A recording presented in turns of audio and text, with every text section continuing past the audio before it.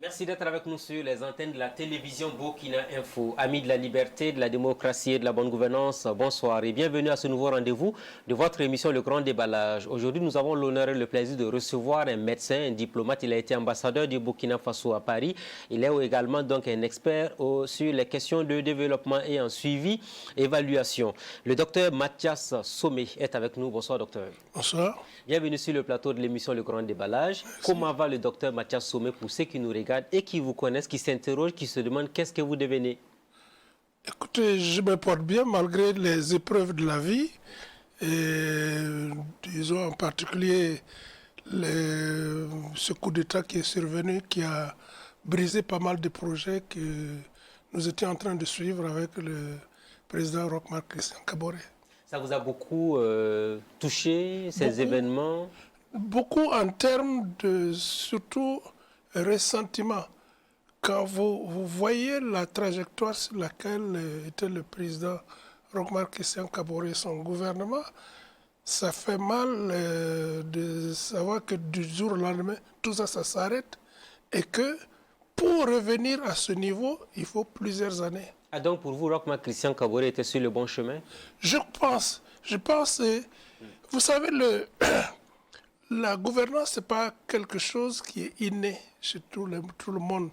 Ça s'apprend et on la mûrit, on la mature au fur et à mesure de l'exercice. Je pense que pour avoir été aux côtés du président Roch-Marc Christian Kaboré, j'ai senti que la gouvernance se maturait au fur et à mesure. Et la deuxième année de son deuxième quinquennat marquait le début d'une véritable rupture par rapport à la manière dont les choses se sont passées. Et son dernier Premier ministre avait su prendre cette orientation-là. Mais pour beaucoup d'observateurs, le président n'était pas sur le bon chemin. La preuve, le 24 janvier, beaucoup ne sont pas sortis pour le défendre. Écoutez, c'est ça la perception. Et ça, c'est un élément à prendre en compte justement dans la gouvernance. Parce que si vous ne recevez pas souvent d'opinions favorables du grand public, des bénéficiaires de vos programmes de développement, ce n'est pas un bon signe.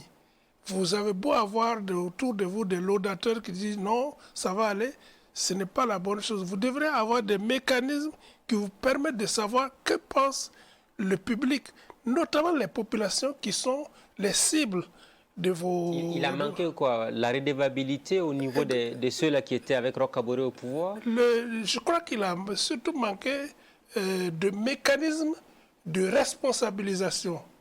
Parce que le tout n'est pas de nommer quelqu'un. Il faut lui fixer des objectifs et surtout avoir avec cette personne un contrat de performance et des mécanismes pour mesurer cette performance. Vous Mathias Somé, on l'a vu une fois lors d'une rencontre à la primature, vous avez déclaré clairement qu'il y avait une incompréhension, une double perception de la manière dont le pays était dirigé. Entre le PNDS et les actions du gouvernement, il y avait un hiatus que vous avez dénoncé un jour. Non, c'est clair que on avait l'impression, ce n'est pas seulement une impression, c'était réel, c'est une réalité. Parce que vous l'avez dit ce jour-là avec nous. Non, l'action gouvernementale ne cadrait pas toujours avec les engagements du président du Faso, qui, eux, étaient clairs. Mais l'action gouvernementale, j'ai eu l'impression, donc je reviens sur ça, que les ministres s'adonnaient à des actions du quotidien et ne s'efforçaient pas toujours d'intégrer, de mettre en priorité les engagements du chef de l'État vis-à-vis des populations. Parce que son programme ciblait des actions précises pour satisfaire les attentes des populations. Est-ce que ce n'est pas ce qui l'a plombé justement? Parce qu'on a l'impression qu'il y avait quand même... chacun faisait ce qu'il voulait à la limite. Mais c'est ça qui est c'est pour cela que je parle dans la gouvernance. Tu as la responsabilité en termes d'engagement pour résoudre des problèmes prioritaires des populations. Mais tu as un second élément, c'est la manière dont tu organises les acteurs vers la satisfaction de ces attentes des populations. Tu as un troisième élément qui est la redevabilité. Il faut que les gens sachent rendre compte et répondre. Et tu as un quatrième élément qui est la transparence. Et le tout dernier élément que j'allais dire, c'est la capacité à impliquer des acteurs, non seulement centraux, non seulement les ministres et leurs administrations, mais surtout les agents de développement au niveau local. Et sur ce plan, le président Roch avait envisagé ce qu'on appelle initiative présidentielle, la promotion des communes modèles. Parce que le développement, si à ce niveau, ça ne se fait pas, ça ne sert à rien. Donc voici quelques éléments de la gouvernance. Mais qu'on n'avait pas sous Roch Kaboré. On n'a pas su les mettre en place. Oui, mais certains même disaient que vous étiez de trop finalement dans cette affaire de gouvernance. On avait l'impression que vous gêniez certains ministres en son temps. Bon, c'est bien l'impression qu'avaient certains ministres, je l'ai entendu, mais moi, mon devoir, c'était d'aider le président à mettre en place les mécanismes qui lui permettent de réaliser ses engagements vis-à-vis des populations. Est-ce que vous ne vous êtes pas comporté à un moment donné comme un Premier ministre biste au Burkina? Non, je n'ai pas eu, en tout cas, je n'ai jamais eu cette prétention. Oui. Mon devoir, je restais toujours lié au président. Je lui faisais des notes, c'est à lui de prendre les décisions. Et j'insistais parce que je sentais qu'il était de mon devoir de l'aider au mieux. Maintenant, c'est à lui de prendre les décisions. Je ne pouvais pas aller imposer à un ministre de faire ça ou ça sans que ce soit... Vous avez été longtemps collaborateur de Roch Kaboré. Certains ont qualifié cette gouvernance de très laxiste, ce qui a favorisé ce que le Burkina a connu le 24 janvier. Est-ce votre opinion là-dessus? Non, je pense que le laxisme tient au fait, justement, j'ai parlé tout à l'heure dans la définition de la gouvernance, cette capacité à mettre en synergie les acteurs. Si vous ratez à ce niveau, vous avez un chef d'orchestre, vous avez des intermédiaires. Si chacun ne joue pas correctement son rôle, vous trouverez des gens qui vont chercher à contourner, et ça amène une certaine pagaille qui atténue les effets de l'effort de l'ensemble. Est-ce que le casting a échoué? Est-ce que le casting a échoué à un moment donné dans le choix des hommes pour des postes clés? Non, justement à ce sujet, oui. Le choix de quelqu'un n'est pas en soi un facteur déterminant. C'est la capacité à inculquer à la personne qu'elle a des comptes à rendre. J'ai des objectifs à réaliser. Oui. Je vous ai choisi pour ces objectifs. Vous avez des comptes à me rendre parce que moi, j'ai des comptes à rendre au peuple. Et c'est ça, c'est là que je trouve vraiment l'élément clé de la gouvernance. Responsabiliser, demander des comptes. Mais vers la fin du mandat, on avait l'impression que rien n'allait. C'était le deuxième mandat, mais tout était devenu plutôt difficile. Non. Un président, son dernier discours de novembre, on se rappelle, fondu totalement. On a l'impression qu'il ne gérait plus grand-chose. Oui, mais ça, c'est pas le contexte, il faut l'intégrer intégrer tout ce qui est dans le contexte. Il y a l'insécurité. Personne n'avait prévu ça. Si vous regardez le premier programme, ce n'était pas du tout prévu. Mais on a eu le temps de régler la question 5 ans, plus de 6 ans après, M. Sommet. Écoutez, l'affaire du terrorisme, il y a des pays qui luttent contre ça depuis des années. Il ne faut pas s'allier sur les mauvais exemples. Voilà. Non, je suis d'accord. Oui. Je ne parle pas des pays africains. Même les pays industrialisés ont toujours ce problème de terrorisme. Ils ont mis, disons, les moyens et des mécanismes qui permettent de faire face et d'anticiper. Nous apprenons avec peu de moyens.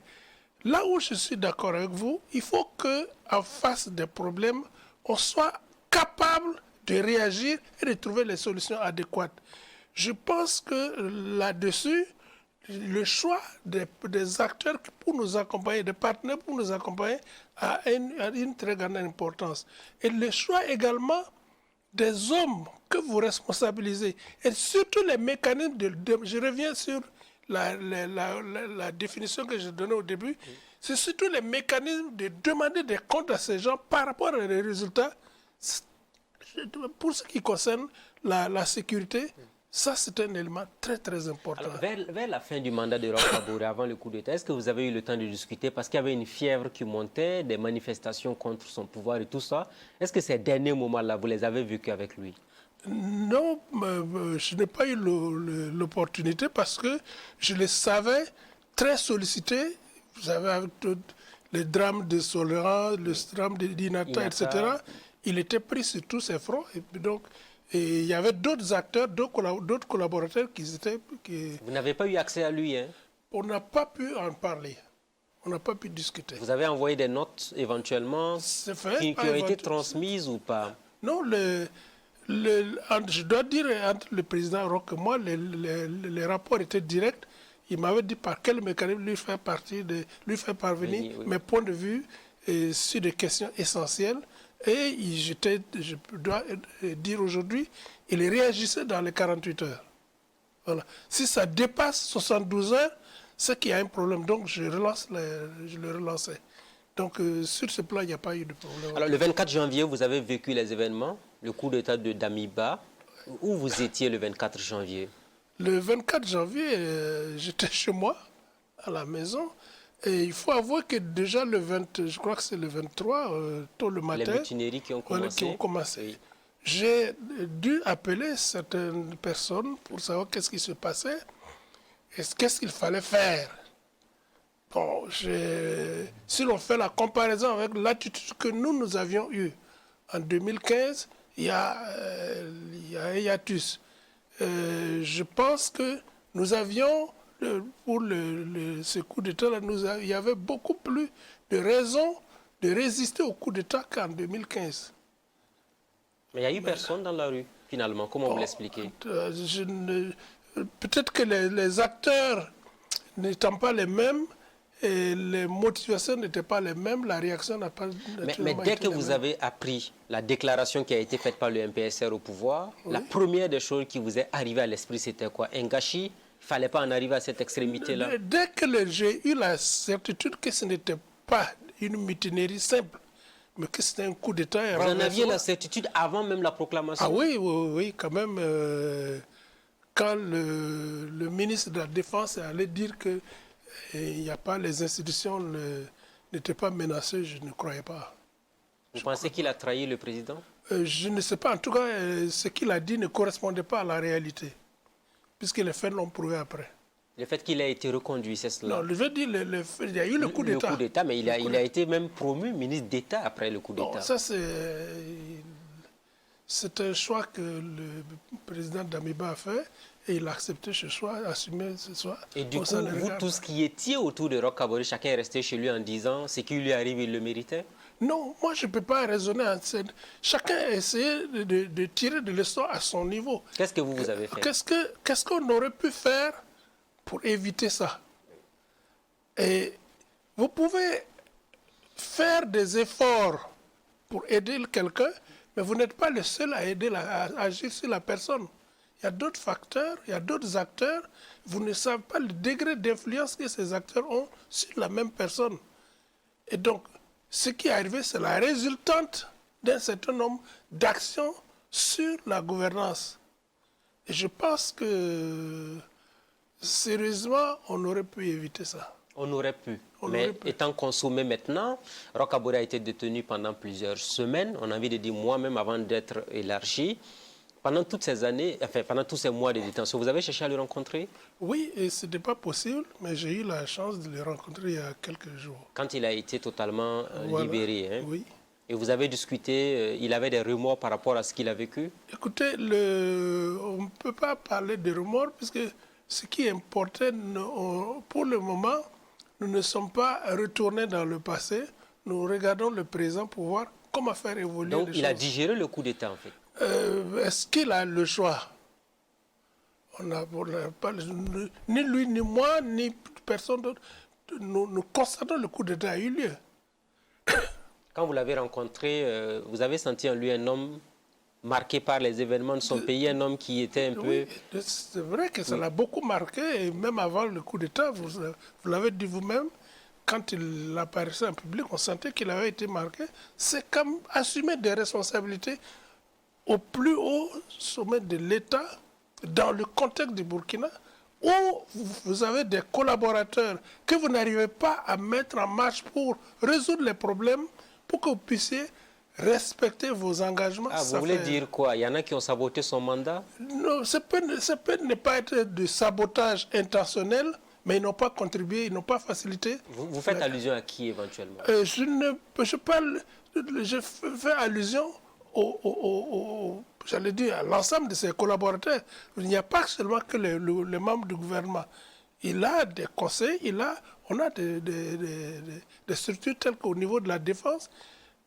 Je dis qu'il y a un problème à ce niveau. Nous n'avons aujourd'hui, je ne reconnais pas l'armée voltaïque que nous avons connue quand on était plus jeunes. Vous êtes nostalgique du passé? Non, c'est pas. Je me réfère à des valeurs positives, à des éléments positifs. Je crois que, moi je me rappelle, quand on était encore au secondaire, il y avait au moins 2 manœuvres d'envergure nationale chaque année sous Sangoulé-la-Mézana. Pourquoi tout ça c'est parti? Et puis bon, on voit les jeunes recrues, c'est dama, les matins on court, on fait des pompes, et puis on rentre. Non. Je crois que tout ça, ça a dû jouer, et puis les événements de 2011, et les années qui ont suivi, mutineries, ça a contribué à vraiment... Certains diront, voilà encore un proche de l'ex-président qui cherche des explications qui ne tiennent pas la route par rapport à la situation que le pays vit actuellement. Chacun donne son point de vue, mais moi je dis, si nous avions une grande cohésion au sein de notre armée, avec, j'allais dire, des chefs qui font la cohésion au sein de l'armée, je suis sûr qu'on n'en serait pas là.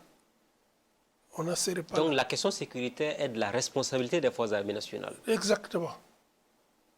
C'est de mon point de vue. Mais c'est cette même question qui a été avancée pour justifier le coup d'État du 24 janvier. Non, mais là, on a dit que c'est de la responsabilité du chef de l'État. Mais ce n'est pas le chef de l'État qui dirige les troupes. Il est le chef suprême des armées, mais il y a des gens plus responsables qu'il a nommés. Je crois que ces personnes devraient, et aujourd'hui, doivent agir sur quelque chose d'essentiel, assurer la cohésion au sein de l'armée.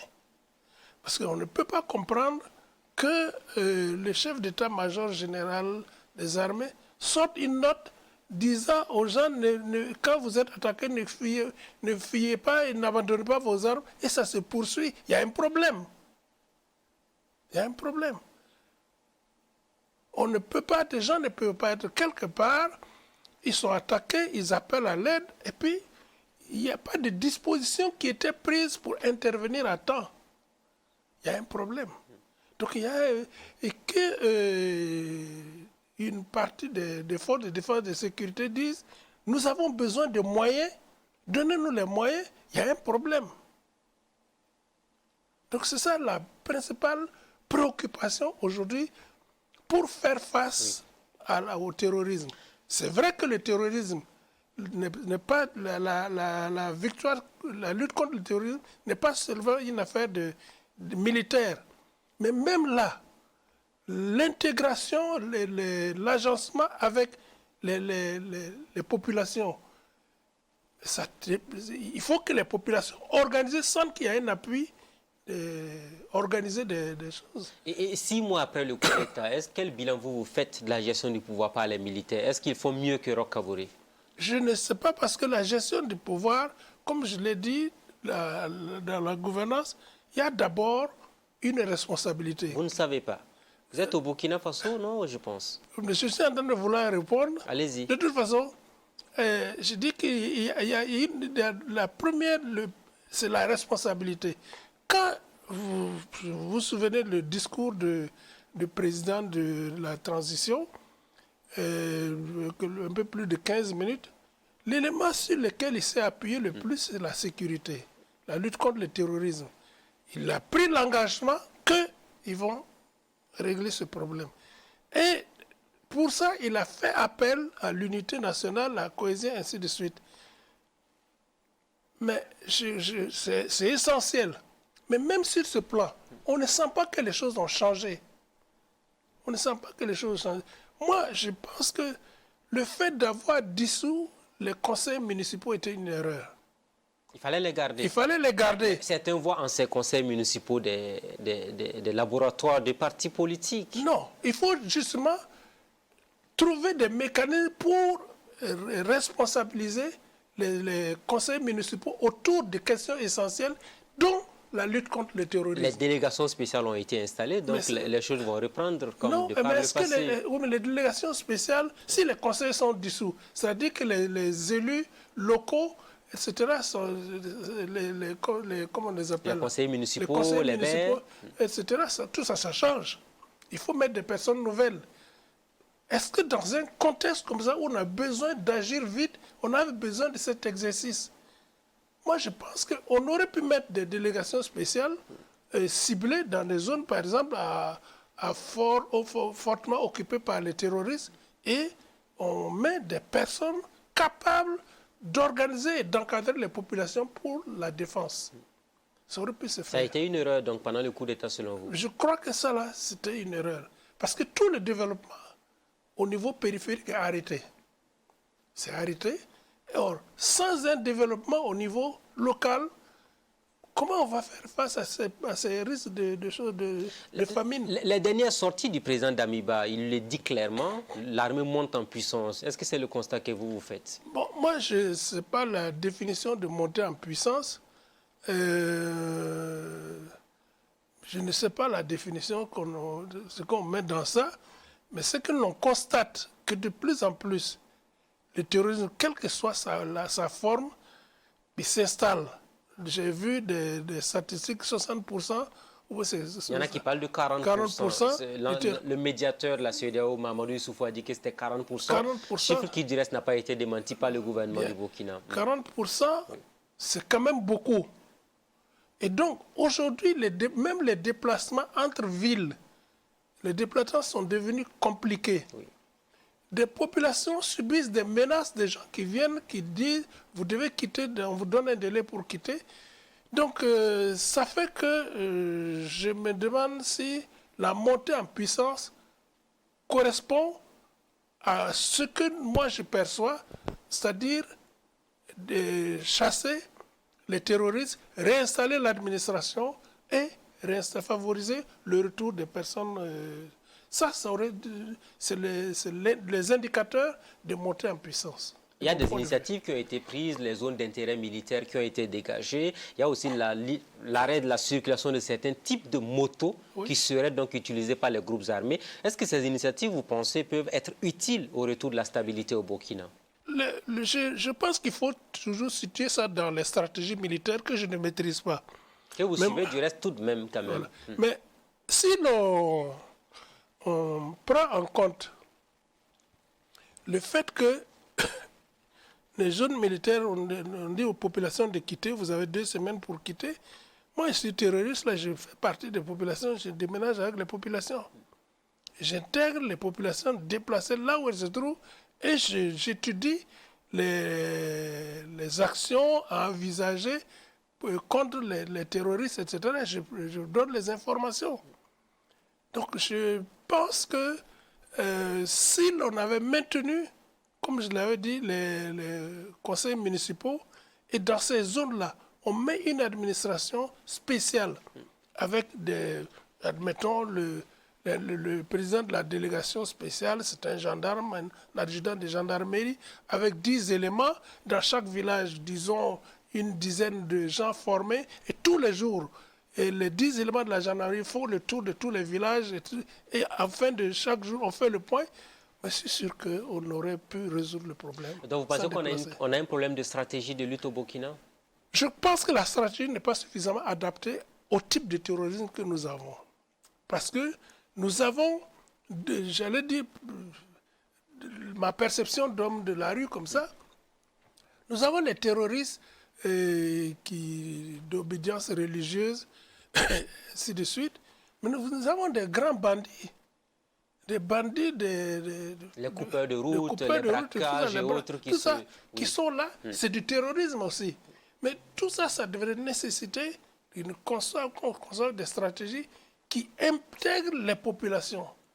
Parce que les gens qui font les braquages ont un comportement, etc. Pourquoi en ville, ici, les choses marchent mieux? On prend Ouagadougou, on arrive à démanteler des réseaux, parce que l'organisation est telle que les populations contribuent.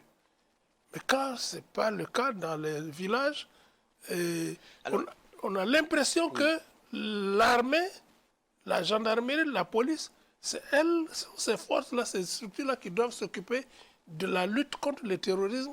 Et donc, dès qu'on tire, on ramasse les affaires, on met dans une charrette et on fout le camp.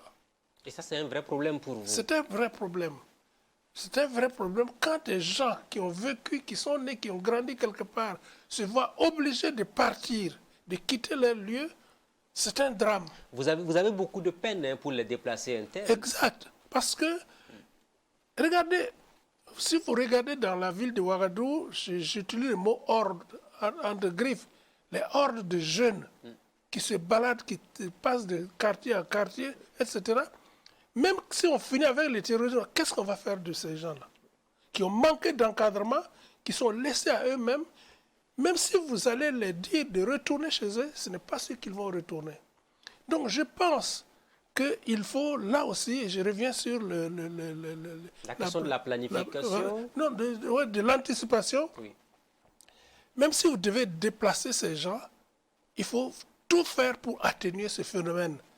Et ça revient à faire de ces zones-là, mettre une administration spéciale avec des moyens qui permettent aux populations de se défendre, d'anticiper sur les risques d'attaque et de pouvoir résister. Je voudrais quand même qu'on parle de la question des inégalités, des inéquités au niveau des populations locales. C'était avant cela comme l'élément déclencheur de la radicalisation de beaucoup de jeunes dans les provinces, dans les villes de l'intérieur. Ça, c'est clair. Je suis d'accord avec ça. J'ai eu la chance de consulter un rapport produit par un doctorant canadien qui a séjourné au Burkina dans les années 2018, 2017, 2018, 2019. Son rapport est sorti en juillet 2019, où il a clairement décrit un certain nombre de phénomènes générateurs de risques de conflits. Quand vous voyez des communautés qui ont comme activité l'élevage transhumant, mais ces gens traversent une zone forestière et ils sont arnaqués par les forestiers qui leur font payer des choses, etc. Ils vont, au retour, c'est la même chose. Et les forestiers, ces gars-là savent que l'argent prélevé par les forestiers ne fait pas l'objet d'un reçu. Et donc l'argent n'est pas reversé, ces gars-là s'enrichissent. Vous voulez mettre en avant les abus de certaines personnes qui ont radicalisé les populations locales dans certaines localités? Non, je parle d'une catégorie de gens qui ont des activités, notamment l'élevage transhumant. Oui. Et vous avez, ils subissent donc ces exactions du côté des raquettes. Les douaniers, il y a des douaniers qui font pareil. Il y a des douaniers qui font pareil. Ils vont avec leurs animaux, soit au Ghana, soit en Côte d'Ivoire pour vendre. On prélève là, il faut payer des taxes. Ils savent que ça rentre dans les poches. Le dernier, enfin l'autre, c'est que les miniers, quand ils arrivent dans une zone, les animaux ne doivent plus passer là. Voici donc des gens qui ont une activité connue, bien connue, mais qui l'activité connaît des problèmes du fait de l'administration, et l'administration ne prévoit pas des mesures pour leur permettre de mener les activités de manière sécurisée. Est-ce qu'on a négligé ces éléments-là? Je crois qu'on les a... Dans l'histoire du Burkina qui nous a permis d'arriver à cette extrémité. Je crois que ces éléments ont été négligés parce que on aurait pu stabiliser, aider ces gens à mener des activités d'élevage stabilisées. C'est possible. Pourquoi ils migrent? Parce qu'il n'y a pas d'eau. Parce qu'il n'y a pas de culture d'aliments pour leur bétail. Mais tout ça, l'administration peut aider à résoudre ces problèmes. Et ces gens, ils peuvent rester chez eux. Dans le Sahel, il y a de l'eau. Ils peuvent même faire des cultures fourragères. Ils peuvent même faire des cultures maraîchères. Ils peuvent faire ainsi de suite et mener leurs activités dignement. Mener les activités dignement. Restons sur le cas du Sahel. On a vu sous Roch Kaboré ce qu'on a appelé le programme d'urgence pour le Sahel. Plus de 400 milliards avaient été donc annoncés par la ministre de l'économie en son temps, Roselyne Sori Koulibaly. Nous avons reçu un Sahélien, notamment le docteur Ly, qui a dit on ne peut pas s'asseoir à Ouagadougou, réfléchir pour le Sahélien, venir développer des projets. Le Sahélien ne se sentira pas concerné par ce qui est fait. Est-ce que ça n'a pas été une erreur d'approche? Je suis d'accord avec le docteur Ly sur ce point. Et je me rappelle en 2018, non, 2019, nous avions proposé, le bureau de suivi du programme présidentiel, que ce programme-là soit évalué pour voir comment mieux agencer, quelles sont les attentes des populations par rapport à leur vécu, quelles solutions ces populations perçoivent et comment il faut mettre en route ces solutions-là pour permettre de réajuster les choses. Parce que ce programme-là était axé sur des infrastructures, des routes, etc., etc.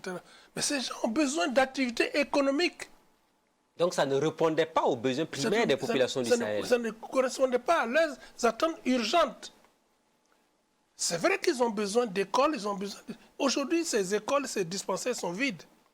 Par contre, s'ils avaient des activités économiques, admettons, on a multiplié la disponibilité des points d'eau, on leur a appris à faire des cultures fourragères à tout moment, et on a mis localement des unités de production d'aliments du bétail pour permettre à leurs animaux d'être stables, de boire de l'eau, de donner plus de lait, d'avoir plus de chair pour de leur apporter plus d'argent.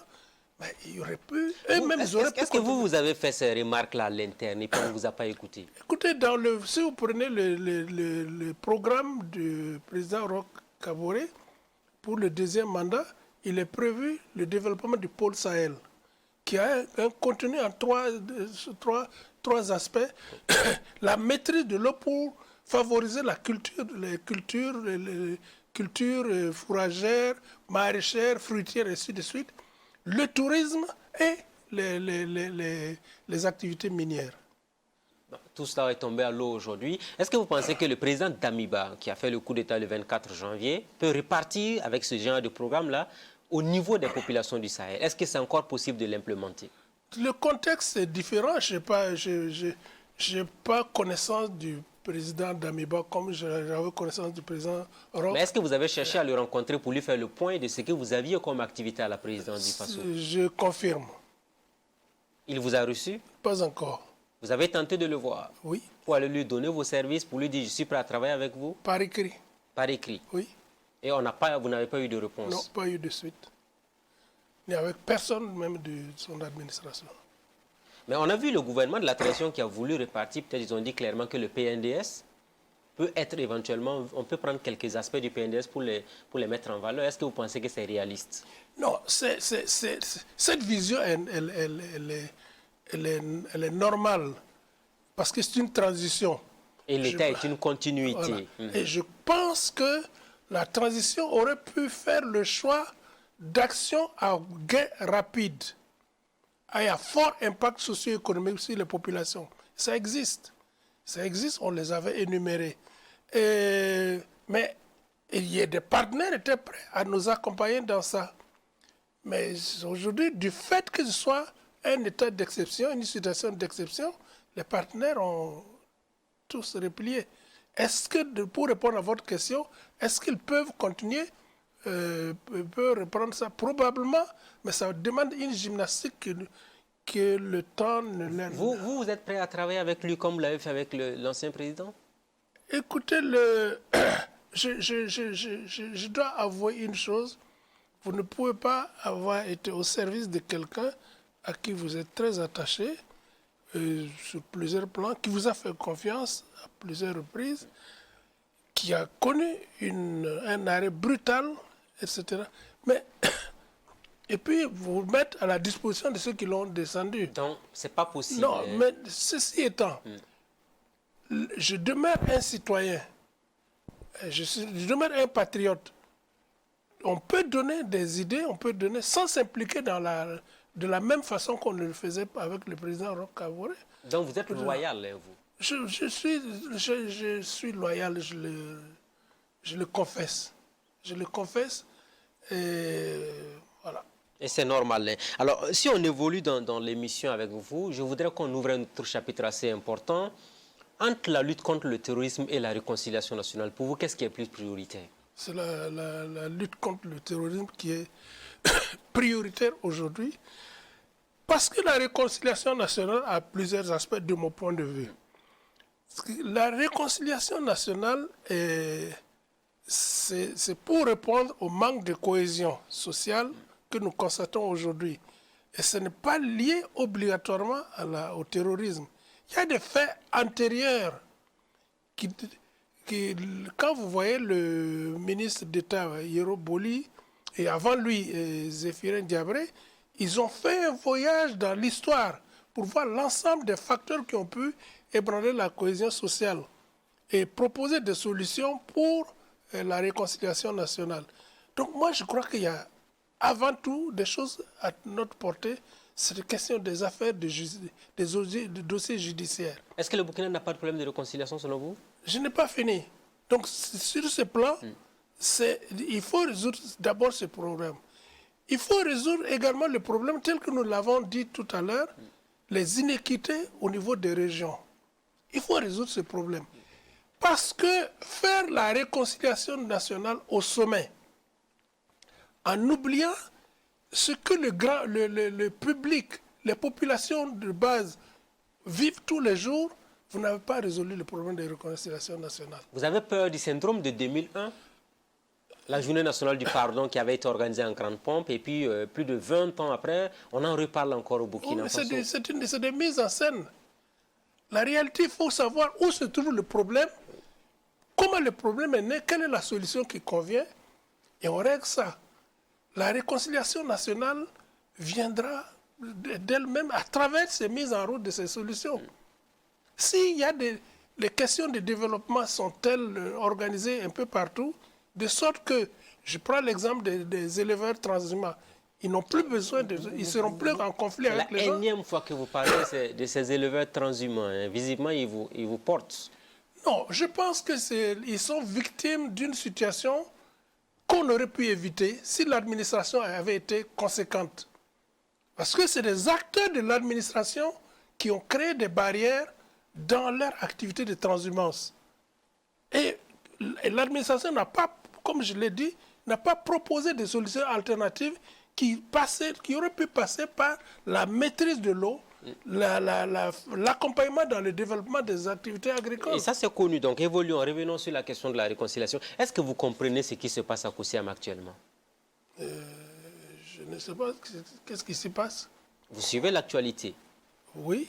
Vous avez vu le retour de l'ancien président Blaise Compaoré au Burkina Faso, oui, condamné à perpétuité pour le crime Thomas Sankara, qui vient au Burkina, qui prend un hélicoptère, qui arrive à Koussiam, qui voit Damiba, qui sort, qui reprend son hélicoptère, enfin son avion qui repart à Abidjan. Comment vous avez vécu ces événements-là? Bon, vous voyez, quand nous reprenons les facteurs de dislocation de la cohésion sociale, tels qu'on les a évoqués tout à l'heure, et quand vous voyez ce qui constitue la priorité pour les Burkinabés aujourd'hui, à savoir le terrorisme, etc., ça donne l'impression d'une diversion. Diversion. Ça donne l'impression d'une diversion.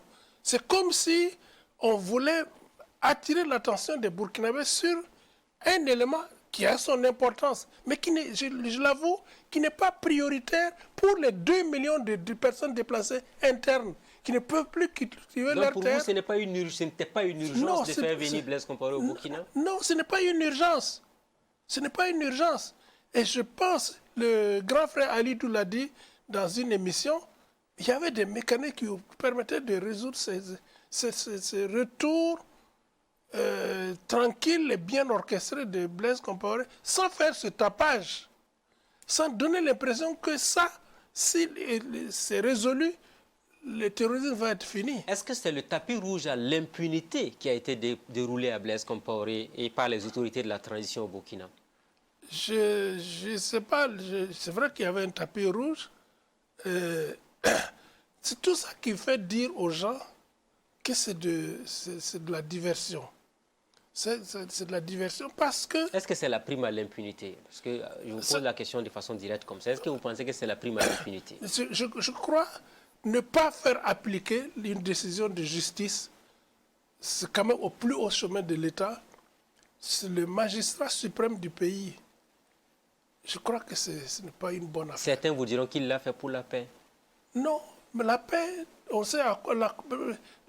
Ce n'est pas le départ de Blaise Compaoré qui fait qu'il n'y a pas la paix. C'est le terrorisme qui fait qu'il n'y a pas la paix. C'est le fait qu'il y a des dossiers de justice qui ne sont pas réglés qui fait qu'il n'y a pas la paix, qu'il n'y a pas de cohésion sociale. C'est le fait que des populations ne soient pas en mesure de mener des activités qui font qu'il n'y a pas la paix. Est-ce que vous avez peur pour l'avenir de l'état de droit au Burkina Faso? Et oui, j'ai bien peur pour l'avenir de l'état de droit au Burkina Faso si les fondements de nos institutions ne sont pas respectés.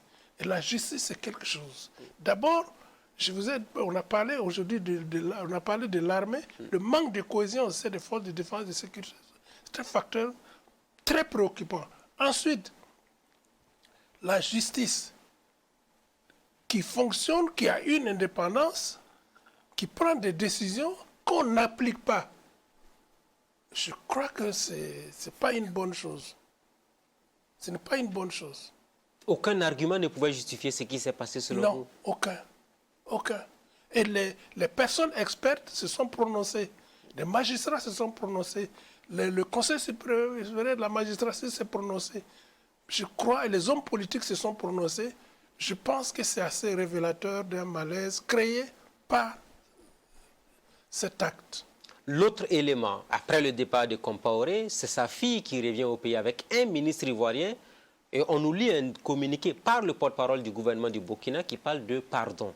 Alors, est-ce que la forme déjà vous convainc et le fond également? Je vais démarrer par le fond. Vous savez, le pardon, c'est quelque chose d'essentiel à l'intérieur d'un ménage, entre des personnes, entre des communautés, c'est essentiel et c'est ça qui permet à l'humanité d'avancer. C'est que je reconnais mon erreur, j'ai commis une gaffe, je reconnais, et je demande que tu me pardonnes pour qu'on puisse avancer ensemble. Donc sur le fond, je suis totalement en phase avec ce qui s'est passé.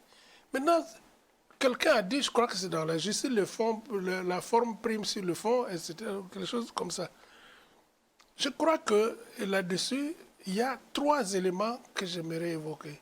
Le premier élément, c'est le temps que ça a mis. J'ai la certitude que si Blaise Compaoré, le 16 ou le 17 octobre 1987, avait dit ce qu'il a dit, demandé pardon au peuple burkinabé et à la famille Sankara, c'était... S'il l'avait fait à l'occasion de ces journées de pardon, c'était vrai. S'il l'avait fait à la suite du jugement qui a été prononcé, encore ça passait. Mais s'il l'avait fait encore quand il est venu, ça passait encore. Mais plus vous traînez à demander pardon, ça veut dire que vous ne reconnaissez pas votre faute. Et ça, maintenant c'est fait. Vous ne croyez pas en la sincérité de tout ce qui est fait actuellement, notamment ce pardon, la fille du président Blaise Compaoré qui vient avec un ministre ivoirien qui l'accompagne et tout? Non, ce n'est pas la sincérité, c'est le temps que ça met. Plus vous mettez du temps à demander pardon, moins les gens sont enclins à croire votre sincérité. C'est ça le problème. Plus vous faites vite, et ensuite le deuxième élément, c'est... Pourquoi c'est le porte-parole du gouvernement du Burkina Faso qui lit une déclaration, la demande de pardon de Blaise Compaoré? Ah, ce n'est pas son rôle, il ne devait pas le faire. Je ne crois pas. J'ai la certitude que Blaise Compaoré a des parents, des oncles, des grands-parents, des cousins qui auraient pu venir faire ce rôle en son nom, en présence de sa fille. Ça, on aurait compris. Mais qu'est-ce que le porte-parole du gouvernement du Burkina lise ça? En quoi il est concerné par... Est-ce que c'est lui l'auteur? Est-ce qu'il a participé à la rédaction? Je ne comprends pas. Pour vous, c'est une erreur politique qu'il ne fallait pas commettre? En tout cas, ce n'est pas dans son rôle. Ce n'est pas dans son rôle. Il y a une délégation qui est venue de Côte d'Ivoire. La délégation aurait pu recevoir un mandat d'associer quelqu'un, d'aller chercher par exemple le chef des Ignarés ou je ne sais pas où, quelqu'un qui vienne, qui a parlé au nom de Blaise Compaoré, on comprendrait. Mais le gouvernement du Burkina Faso qui lit la lettre de pardon, le gouvernement est concerné par ça. Je ne comprends pas. Vous pensez que la forme À détruire le fond de cette initiative-là. Exact, je pense. Et c'est ça qui fait que aujourd'hui, le commun des Burkinabés dit c'est encore de la diversion. C'est une mise en scène. Donc vous expliquez un peu la polémique que cela a généré au Burkina Faso? Je crois que c'est dû à ça. Dans le format, comme je l'ai dit, le premier élément, c'est le temps mis. Le temps mis qu'on met pour demander pardon est révélateur de la sincérité ou non. Ensuite, ce porte-parole sorti du gouvernement du Burkina Faso pour parler au nom de Blaise Compaoré. Lire, alors que d'autres acteurs, d'autres personnes proches de Blaise auraient pu le faire. Voilà ce que je ne comprends pas. Et du coup, on en arrive aussi à ce débat-là que l'opinion mène actuellement sur la question de la réconciliation une fois de plus. Kosiam, où on a voulu mettre autour de la même table tous les anciens présidents, ça n'a pas marché. Blaise Compaoré est venu, il est reparti. On a vu Roch Kaboré en compagnie de Jean-Baptiste Ouedraogo pour aller voir le président d'Amiba. Est-ce que toutes ces initiatives-là, pour vous, peuvent concourir éventuellement à un retour de la paix au Burkina Faso? Ça m'étonnerait parce que je reviens à l'impression que ça donne. C'est une mise en scène, c'est de la diversion. Aujourd'hui, la préoccupation principale des Burkinabés, c'est comment en finir avec le terrorisme. Comment faire pour que les plus près de 2 millions de personnes déplacées puissent aller... On a dit qu'il y a 384 000 hectares qui ne seront pas exploités. Ça annonce la faim, la famine. Donc, la préoccupation aujourd'hui des Burkinabés, c'est ça, la sécurité, le retour des personnes déplacées. La réconciliation nationale, comme je l'ai dit, ça part de régler les problèmes de justice. Qu'on respecte les décisions de justice et qu'on les applique. Donc, des anciens chefs d'État autour du président de la transition, cela pour vous, c'est un non-événement en somme? C'est un événement, mais qui n'apporte pas de solution aux problèmes prioritaires des Burkinabés. Les problèmes prioritaires des Burkinabés, c'est la lutte contre le terrorisme, le retour des personnes déplacées, mener des actions de développement à fort impact social et économique pour les populations. Alors, il fallait attendre combien de temps pour revenir à ce scénario de réconciliation qui est fait? Ce n'est pas une question de temps, c'est une question d'agenda, de mise en synergie. Est-ce qu'on ne peut pas donner au moins une preuve de bonne foi de la part du président de la transition, Paul-Henri Sandaogo Damiba? Moi, je crois que la preuve de la bonne foi là, elle doit partir du clou de sa déclaration le 27 janvier, je crois. Dans sa déclaration, il a mis l'accent sur l'insécurité, la lutte contre le terrorisme. C'est là qu'il doit donner les preuves de sa sincérité, de son engagement. C'est là qu'il doit démontrer qu'il est responsable.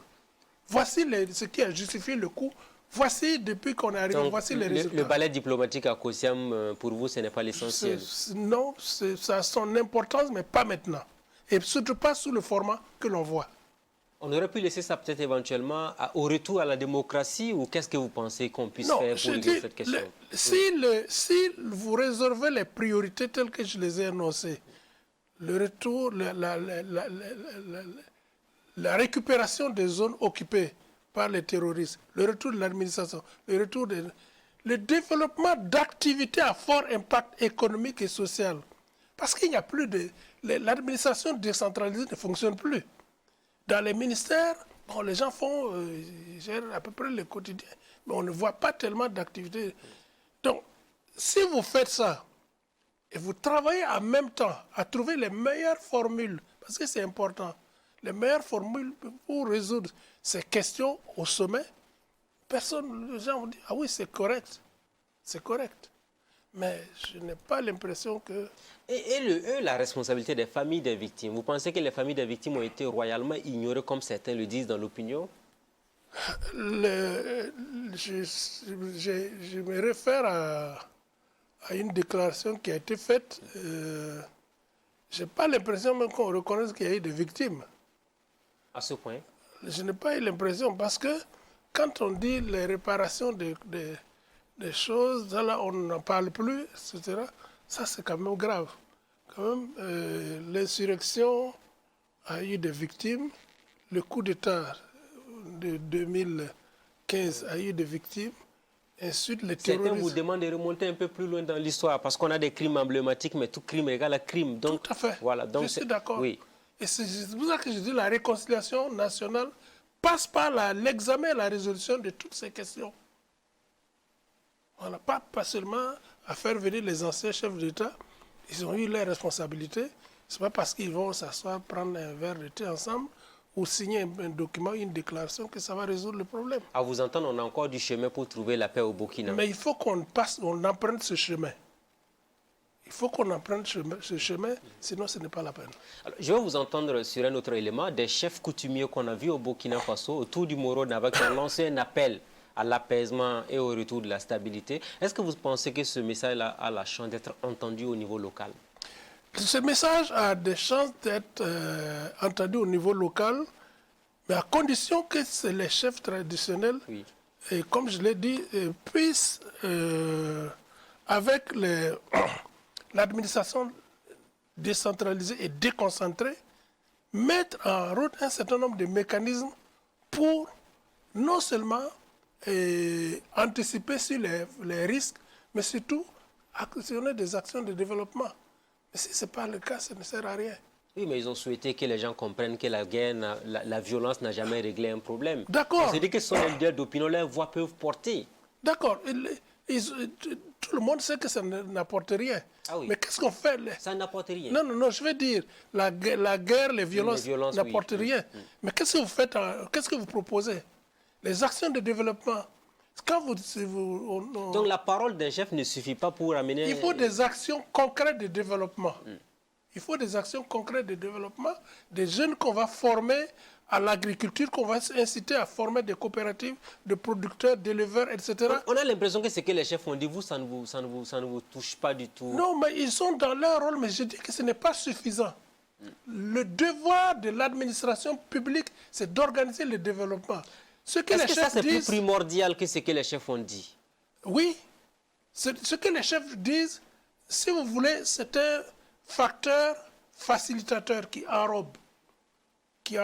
Mais il faut qu'il y ait des actions de développement. Il faut qu'il y ait... Les jeunes puissent trouver du quoi faire et que celui qui a élevé des poulets trouve un marché à travers quelqu'un qui va venir acheter, lui payer son argent pour qu'il puisse continuer à élever des poulets. Il va être content de pouvoir le faire. Celui qui va produire des carottes, ainsi de suite. S'il y a ce type d'action, il y aura la paix. Sinon, des appels à la paix, à la cohésion sociale... Je reprends l'exemple des hordes de jeunes, je mets encore le mot horde, qu'on voit ici qui tournent dans la... Mais ces jeunes-là, d'abord, ils vont plus retourner. Mais s'ils retournent et qu'il n'y a pas d'action de développement qui les intègre, qui les encadre, il a été question aussi de négociation, de dialogue avec des groupes armés qui veulent déposer les armes. Est-ce que vous pensez que cette démarche-là peut nous être utile? Je ne sais pas comment ça va se faire. C'est ça ma principale préoccupation. Parce qu'il faut aller les trouver quelque part, les amener à une table et dire, bon, qu'est-ce que vous attendez de nous? Oui, nous avons compris, voici ce que nous allons faire, mais vous aussi faites un effort. Ça, c'est un exercice qui, de mon point de vue, n'est pas facile. Sauf si on sait où se trouvent, ils ont des leaders avec qui on a des contacts, on peut engager le dialogue, oui. Le dernier volet de cette émission, je vais vous entendre un peu sur ce qui se passe sur la scène politique actuellement. Le nomadisme politique a repris de plus belle. Vous pensez que c'est comme ça qu'on doit faire la politique dans un pays? Pas du tout. Pas du tout. Et le facteur explicatif de ça, je crois qu'il y en a deux. Le premier, c'est que le Burkinabé est de plus en plus intolérant. Il a son point de vue, il n'écoute pas le point de vue des autres. Quand je suis les débats télévisés où j'ai plusieurs camps, quand quelqu'un écoute l'autre, c'est pour mieux l'attaquer. Ce n'est pas parce qu'il pense que l'autre peut avoir un point de vue qui va l'enrichir, qui va l'aider à mieux le comprendre. Mais donc la posture du Burkinabé, c'est une posture... Elle est belliqueuse à la limite. Elle est belliqueuse. Ça comporte plus de nuisances que de construction. Je me rappelle une citation, je ne peux pas dire, de Alice, Madame Tiendrebego, qui a dit que quand il entend les ragots que les Burkinabés disent, les médisances que les Burkinabés disent les uns contre les autres, il se demande comment ils peuvent espérer pouvoir être des dirigeants de demain. Si vous n'aimez pas, et ça c'est le sport des intellectuels surtout, si vous n'aimez pas les autres, ceux qui sont en face de vous, vous ne pensez pas qu'ils peuvent vous apporter quelque chose. Donc les intellectuels constituent un problème pour ce pays. Le comportement actuel des intellectuels, c'est un problème. C'est eux qui alimentent les réseaux sociaux.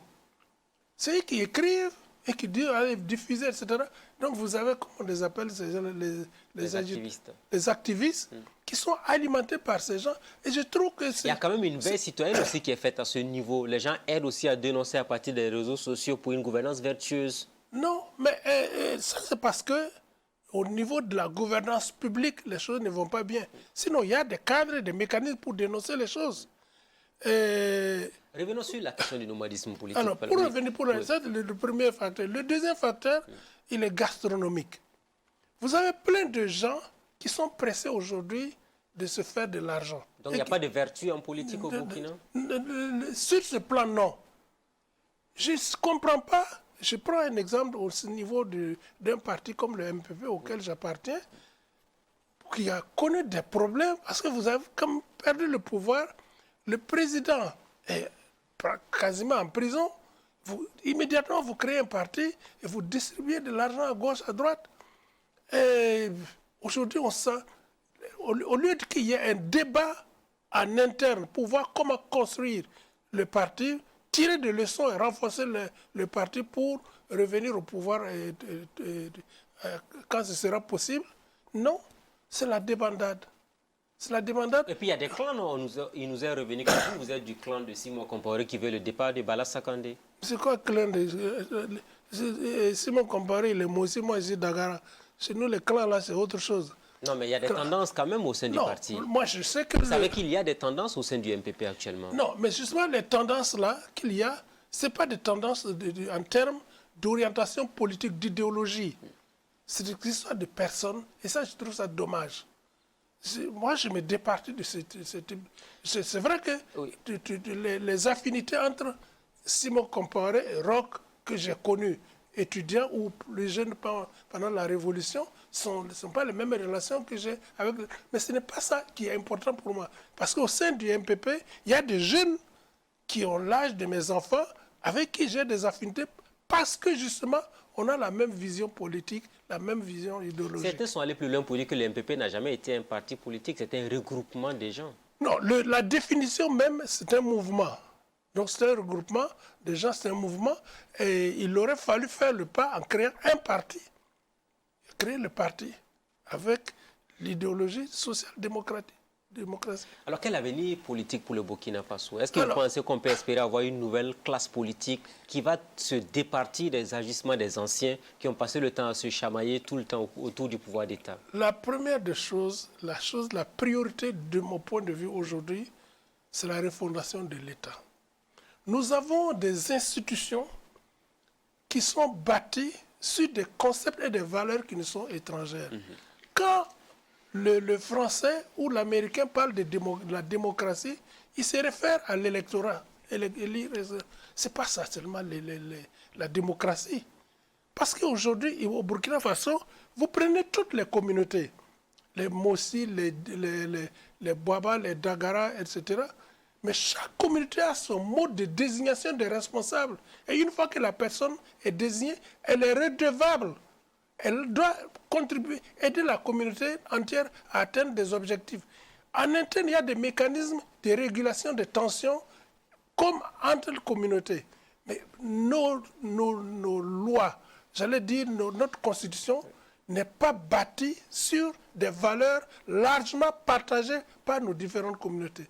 C'est pour cela qu'il est essentiel de faire un voyage dans nos différentes cultures, de faire un voyage dans notre passé pour voir quelles sont les valeurs les mieux partagées et permettre d'asseoir une constitution qui soit comprise et acceptée, défendue de tous. Sans ça, on ne peut pas mécaniquement limiter le nombre de partis, ça n'a aucun sens. Ça n'a aucun sens, on va s'arrêter là pour aujourd'hui. L'émission est terminée, M. Soumé, merci à vous.